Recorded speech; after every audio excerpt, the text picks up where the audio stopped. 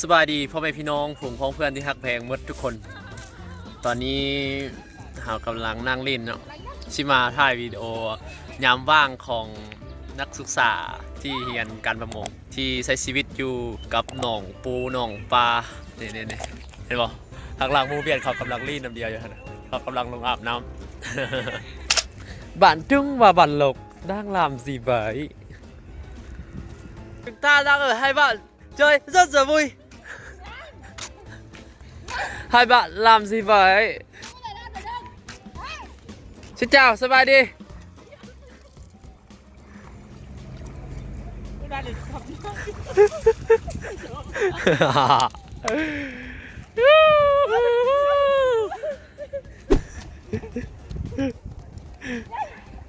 Bang.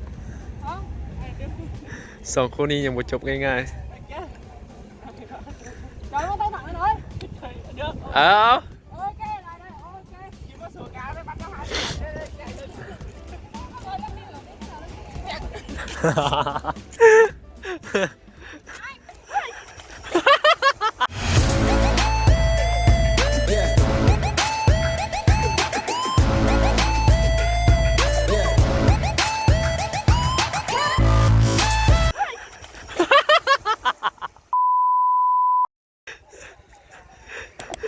Bắn lục rất là sướng sướng.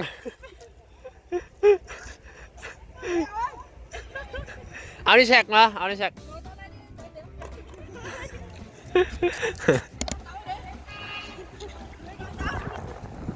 Bạn này đang học, bạn kia đang chơi.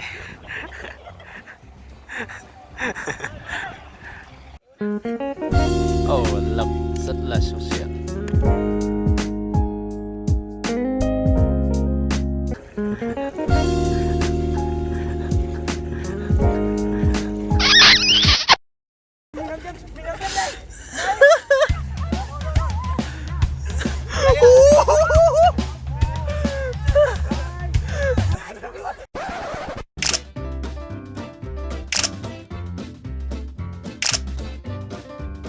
Bang.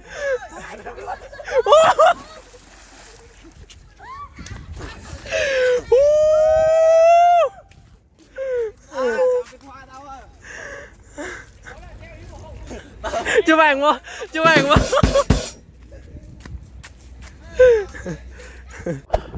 การเรียนแบบนี้อันตรายเลยบ่ควรเรียนแบบเด้อผู้ใดที่ยังเป็นนักเรียนนั่นนะบ่ต้องย่อเดียวเจ็บเลยเจ็บเห็นอันนี้นะปัง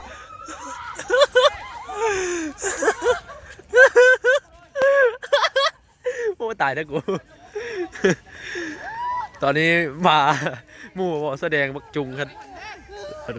ยูสุกอีอันเสลืองนั่นลงอีกแล้ว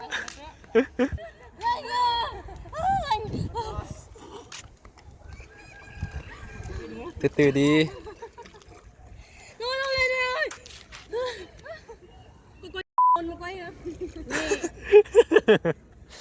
ปัง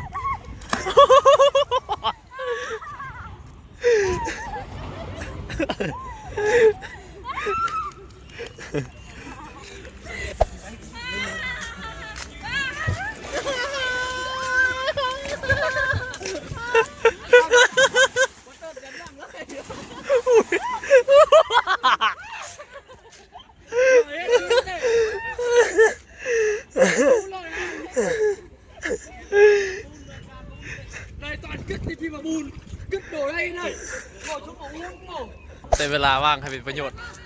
อ๋อเวลาว่างเลยพาเดียวมาอาบน้ำหนองนี่ขับว่าเขาลงทำไม่ลงเสียวหนาวเย็นแล้วตอนนี้5 โมงแล้วพระอาทิตย์ก็กำลังสิตกขึ้นมาอะไรมากก็กดไลค์กดแชร์เด้อผมมียังหลายวิดีโอนี้เอาลงอีกลงอีกแล้วเห็นบ่ปังขับว่าเขาลงทำไม่ลงโอ้ no ทำไม่ลง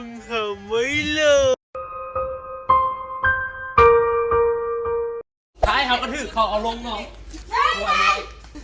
นี่เขาเชียร์มาเอาอีกคนหนึ่งลงหน่องในวันนี้นะ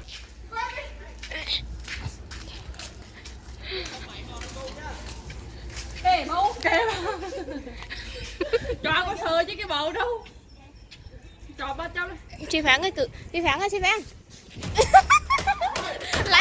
lấy máy.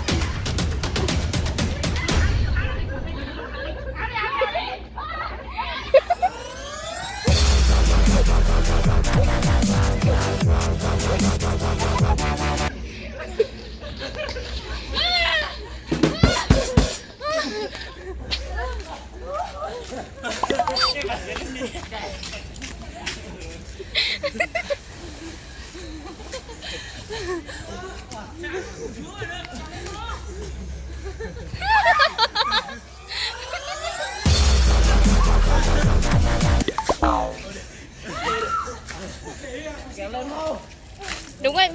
Binh lên một câu gì đấy. Lại đâu tiếp đây.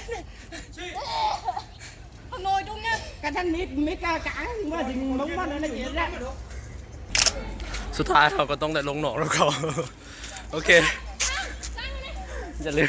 าลืมกดไลค์กดแชร์ด้วยทุ่มเทสุดได้วิดีโอนี้นะ